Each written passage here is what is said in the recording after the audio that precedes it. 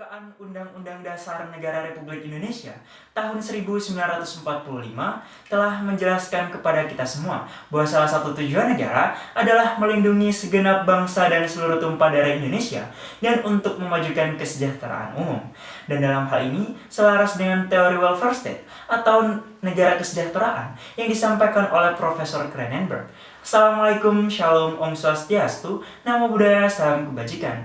Dewan Jurnal terhormat, intelektual muda dan pemerhati serta pengamat hukum yang beriman. Perkenalkan, saya Seto Ferdiantoro selaku pembicara pertama.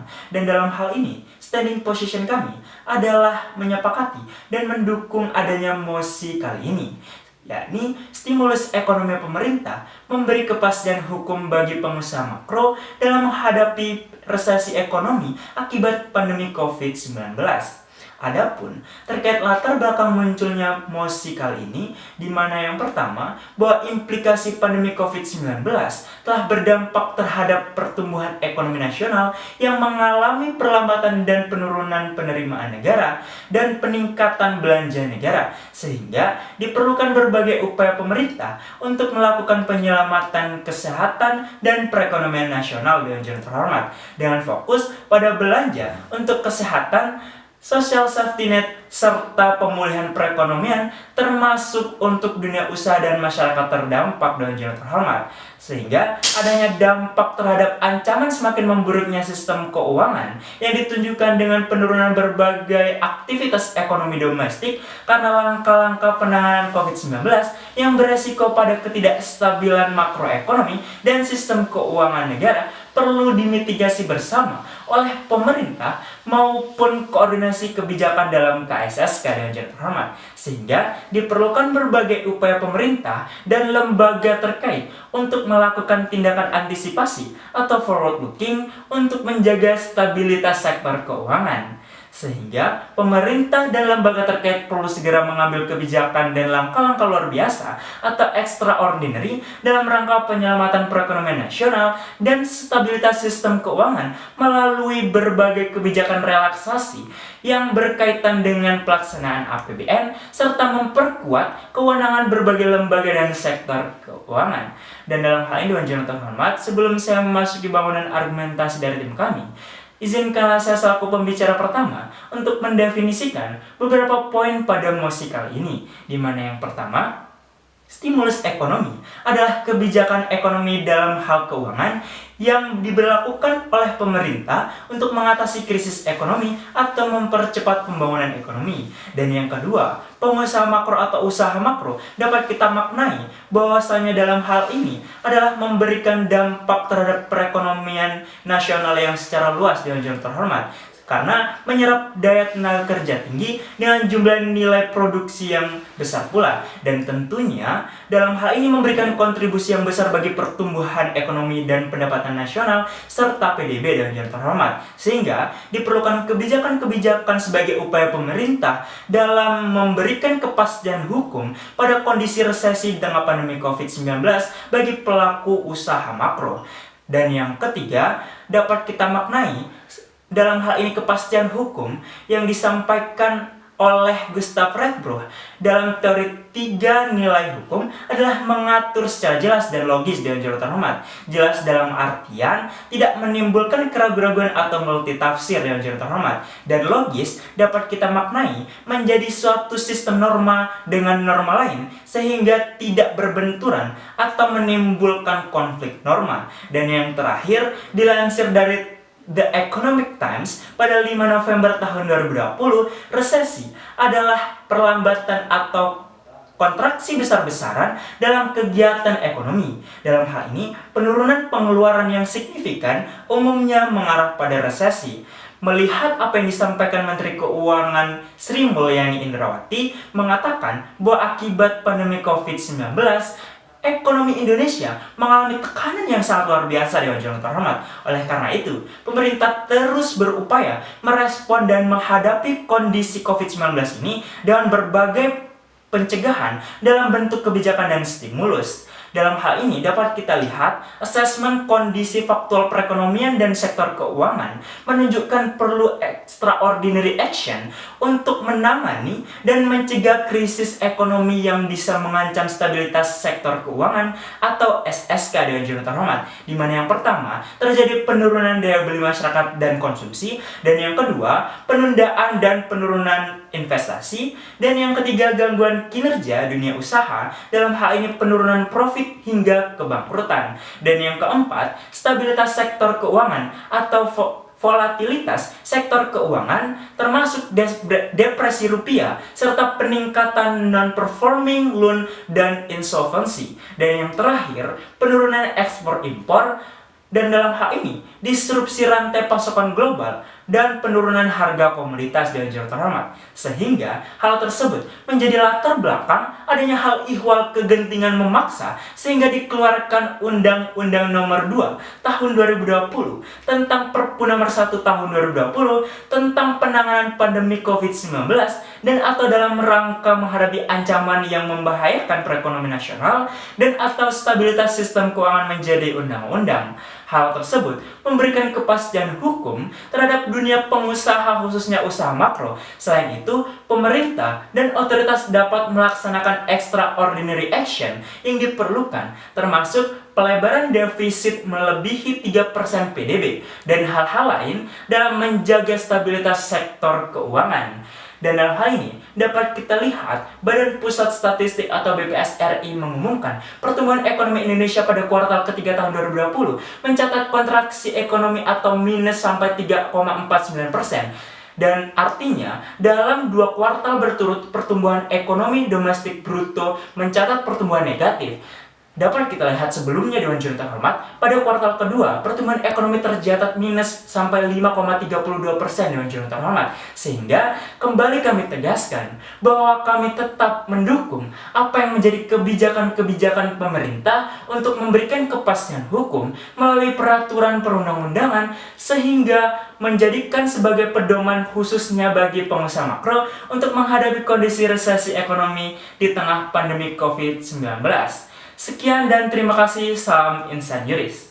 Dalam teori ekonomi growth mengatakan bahwa sebuah perubahan dalam tingkat ekonomi yang terjadi pada suatu negara berkaitan dengan peningkatan kapasitas produksi suatu perekonomian yang diwujudkan dalam bentuk kenaikan pendapatan nasional jika dalam konteks nasional. Dalam analisis makro, ekonomi growth diukur dari perimbangan pendapatan nasional real yang dicapai oleh suatu negara. Sadano Sugimo. Assalamualaikum warahmatullahi wabarakatuh.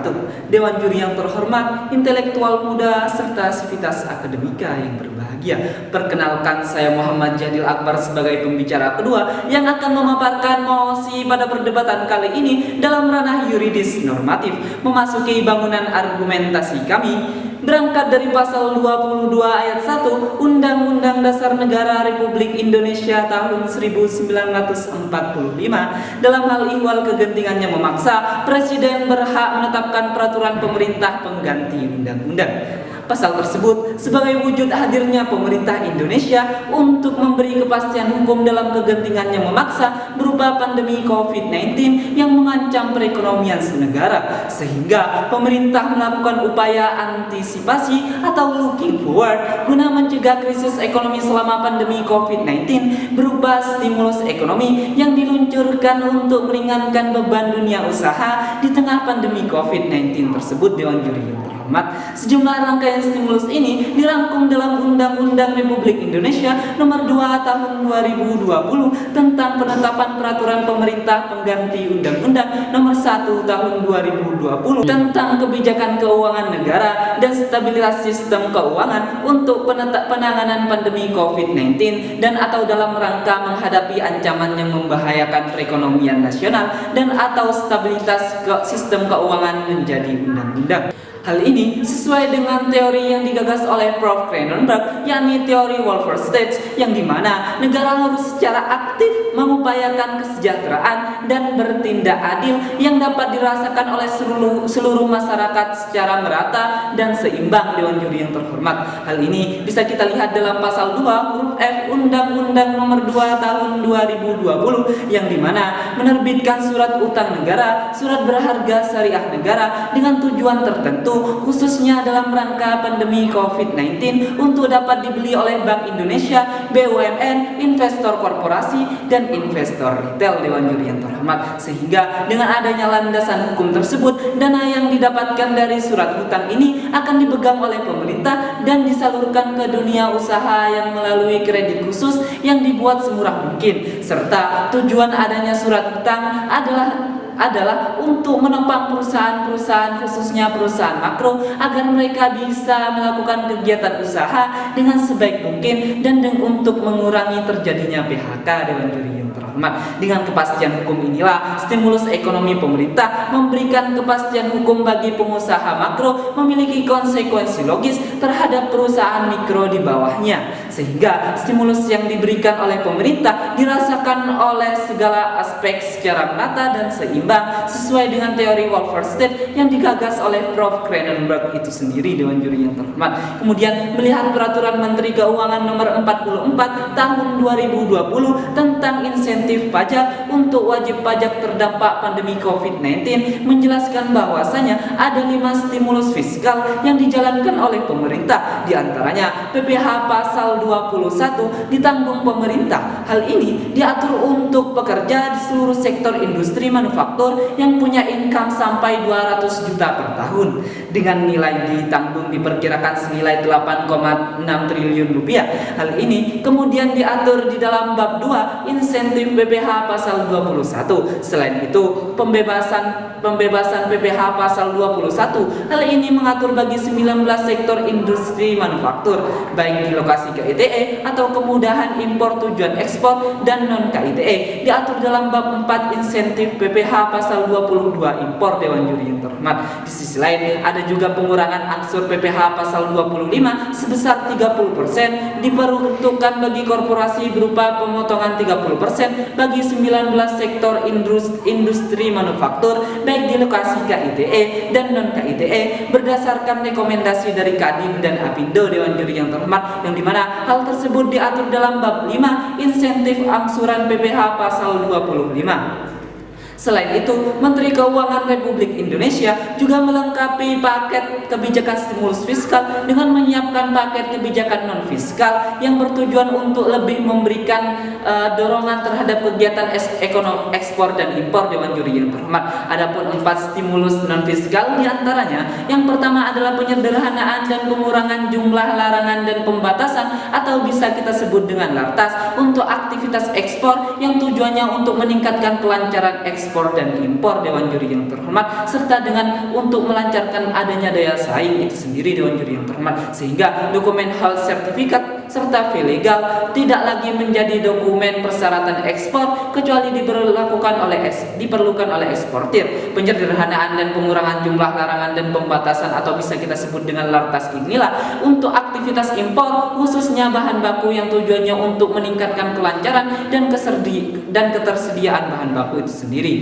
Adanya kebijakan stimulus fiskal dan non fiskal ini sesuai dengan pasal 11 ayat 1 dan 2 Undang-Undang Nomor 2 Tahun 2020, yang dimana pada pasal 11 ayat 1 menjelaskan bahwasanya dalam rangka mendukung kebijakan keuangan negara sebagaimana dimaksud dalam pasal 1 ayat 4 dan guna untuk melakukan penyelamatan ekonomi nasional, pemerintah menjalankan program pemulihan ekonomi nasional. Kemudian pada pasal 11 ayat 2 menjelaskan bahwasanya program sebagaimana dimaksud pada ayat 1 bertujuan untuk melindungi, mempertahankan dan meningkatkan kemampuan ekonomi para pelaku usaha dari sektor real itu sendiri. Dewan Juri yang terhormat, sehingga hal tersebut adalah bagian dari pengimplementasian teori ekonomi growth menurut Sadano Sudimo, yang menjelaskan bahwa perubahan yang terjadi pada tingkat ekonomi dan selalu berjalan terus dari tahun ke tahun. Ekonomi growth ini menjadi indikator keberhasilan pembangunan ekonomi suatu wilayah dalam jangka waktu tertentu. Sekian dan terima kasih. Salam Insan Juris. Lanjutkan menggunakan argumentasi